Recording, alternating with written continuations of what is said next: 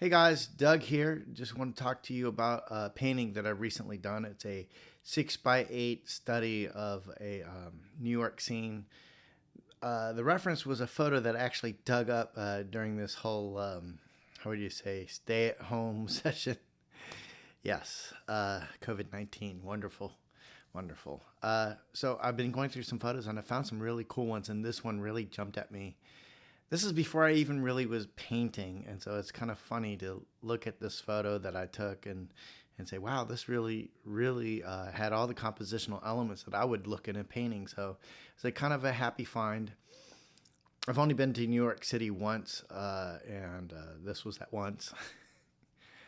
I'm happy to say this painting's already found a home, which is really great. So thank you for everyone who has bought my work and has supported me in my painting journey. I just want to give you a big shout out.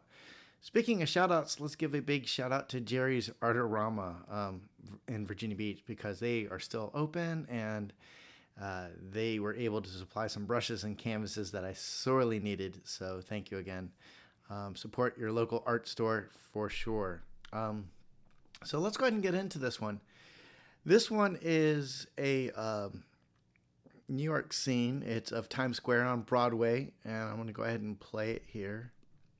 And so once again, I start out with that transparent red oxide and kind of build out things. But this time I kind of start going darker earlier, and I just kind of, how do you say, play things a little bit by placing some general localized color.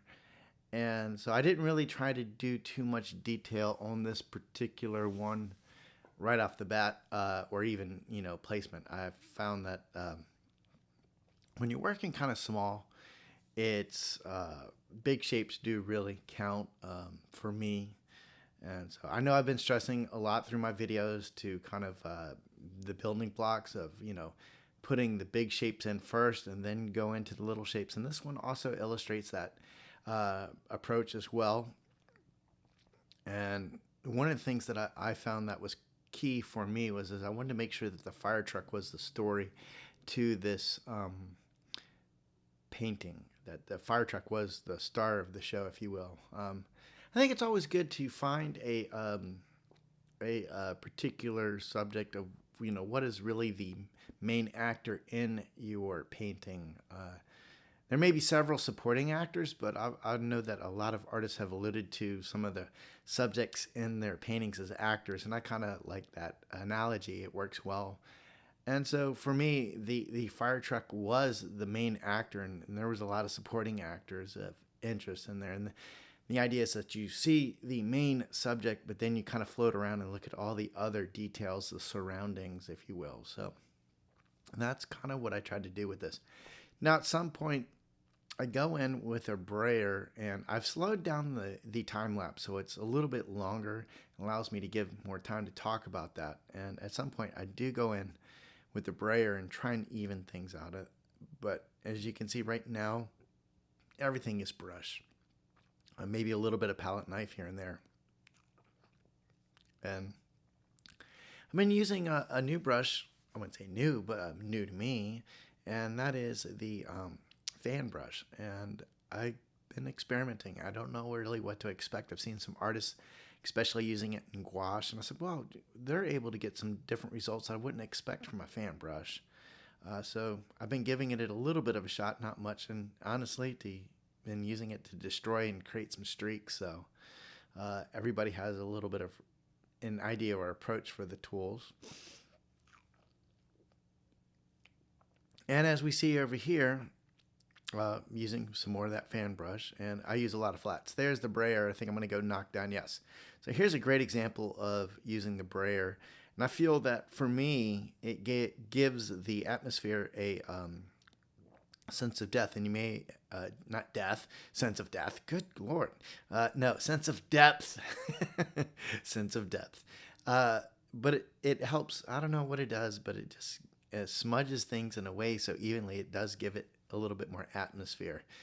You may have also seen me use the squeegee a little bit. Yep, there we go, to add a little light pole. Probably went a little bit too thick, but using some palette knife work there, and to build and destroy. I don't know. This one came out pretty cool. I have some ideas for how to take the same picture and probably do it a little bit different.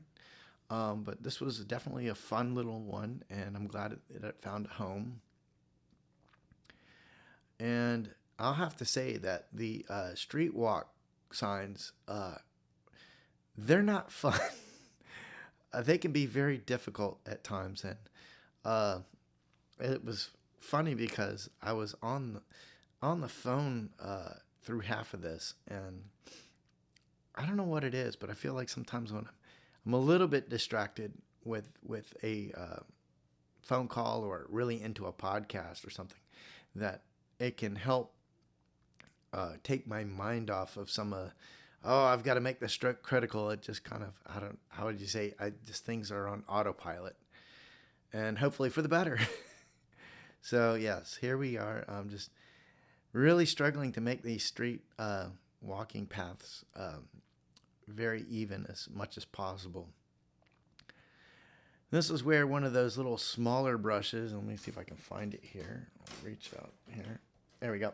And this one is a number 0. So this here is a number 0 brush, and I found it, this particular one is a Princeton Imperial Round number 0. So yeah, good brush.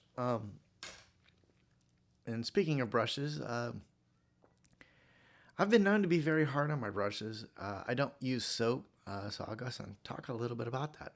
I don't use soap. I don't use, I just use straight Gamsol to clean my brushes. I found that for some reason that soap does create a little bit of a buildup that you just can't seem to wash out. So I've stopped using soap on my brushes, and I found that the results are that the brushes last a little bit longer, actually a lot longer in some cases.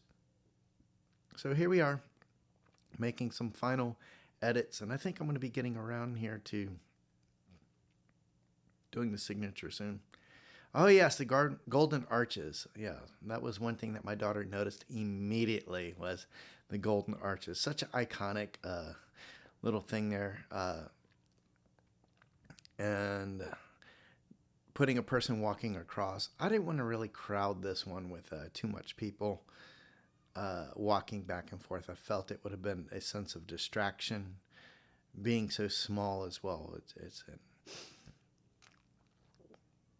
The other thing I found was very interesting was the yellow lights off that fire truck really seemed to dominate the glow off the street versus the red, which I didn't necessarily expect would happen. At least in the photo, that's what comes across as it's more of an orangish look, and I for something, it just was one of those things I didn't think would happen. Well, we're at the end of the video. Time lapse. Thank you for watching again. You can subscribe, comment below. I would love to hear your comments, as well as you can sign up for my newsletter on my website, liquidmethod.com, or follow me at Liquidmethod on Instagram. Thank you again. Have a wonderful day. Keep painting, and I'll see you later.